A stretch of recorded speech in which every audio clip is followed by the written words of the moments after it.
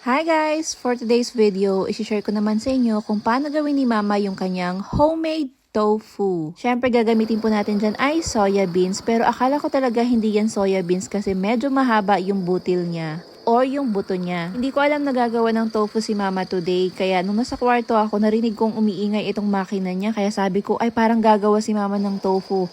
Kaya dali-dali po akong lumabas. Katapos gilingin ay lulutuin po siya. So ginamit ni Mama itong malaki niyang kawa. Lagay muna pala siya ng taba ng baboy dyan bago ibinuhos yung giniling na soya. Hindi ko alam kung para saan yung taba ng baboy. Hahayaan na kumulo hanggang maging ganito yung itsura niya. Habang niluluto nga ito sa mahinang apoy, si Mama po ay gumawa ng kanyang pansala. Matagal na yung pansala niya na yan. Para siyang katsa. Kung mapapansin nyo, marami siyang stain kasi kung saan-saan na niya ginamit. At kung maalala ko nga, yan yung ginamit namin noong 2023 pa. Gamit sa pagsala ng giniling na kamote. Di ba nakakastain yung kamote? At ayan nga po, sasalain na siya. Yung puti po na yan na parang gatas, yan na po yung soy milk. Siya nga ang soy milk sa mga paborito kong iniinom dito. Pero mas masarap itong soy milk ni Mama kaysa dun sa mga nabibili lang sa tindahan.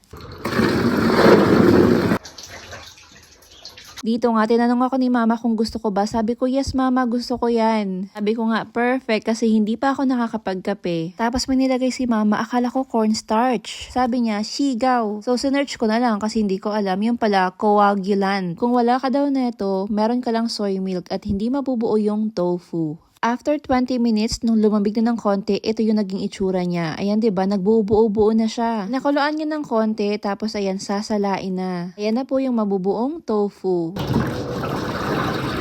Hello.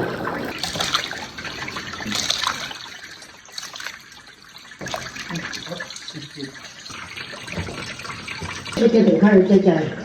Kailangan pa madrain yung mga sabaw kaya ayan dinagana ni Mama ng mabibigat na bagay. Ito yung mga natira at ito yung kakainin namin ngayon for lunch. And eto na nga yung ating tofu. At totoo lang, mas masarap din to compare sa mga tofu na bibili sa tindahan. Amoy at lasang usok po siya, napaka-soft and tender niya. At yung kadalasang luto lang dito ay nilaga at sinasawsaw sa sawsawan nilang ginagawa.